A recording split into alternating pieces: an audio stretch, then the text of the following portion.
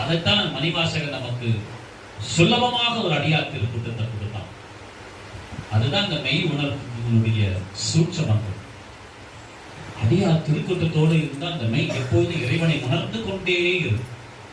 போற்றி புகழ்ந்து பொய் கெட்டு மெய்யான, போற்றி புகழ்ந்து பொய் கெட்டு மெய்யான, புகழ்ந்து பொய் புகழ்ந்து பொய் கெட்டு இருந்து போற்றி புகழ்ந்து எப்பொழுதுமே இறைவனை போற்றி புகழ்ந்து கொண்டே இருக்கணும்.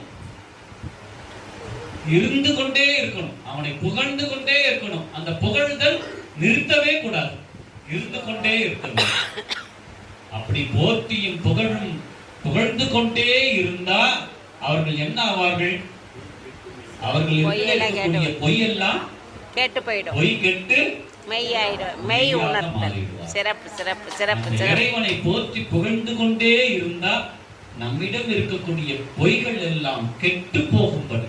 அதுக்கப்புறம் நீ எவ்வளவு பொய் சேர்த்தாலும் கெட்டு போகும்போது இதுவும் சேர்ந்து கெட்டு போயிடுமே தவிர பிறவியை தருவதற்கு இது பயன் தராது.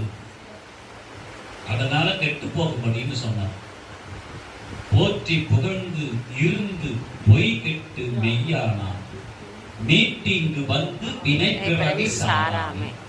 இறைவனை போற்றி புகழ்ந்து கொண்டே இருந்தால் நம்ம கிட்ட இருக்கக்கூடிய பொய்கள் எல்லாம் கெட்டு போகும்படி செய்து மெய்யாக உன்னை உருவாக்கி மீண்டும் ஒரு முறை வினைப்பிறவியை சாராமல் அவன் திருவடியிலேயே சென்று அடையுமாறு உதவுமாய் இந்த திருவாசகம். நமச்சிவாய நமச்சிவாய நமச்சிவாய. திருவாசகம் தான் அவனை போற்றி புகழ்ந்து கொண்டே இருக்கும்.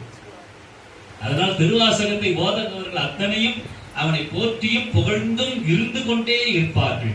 அந்த போற்றி புகழ்ந்து இருந்து அந்த பொய்கள் எல்லாம் நாம் கெட்டு போகும்படி செய்து அந்த இறைவனை நாம் துதிப்பாடி அவன் திருவடியை போற்றுவோம், அவன் திருவடியை அடைவோம் என்று சொல்லி இதையே மெய் உணர்தலுடைய சாரமாக மணிவாசகர் நமக்கு தந்திருக்கிறான் என்பதை நினைவுபடுத்தி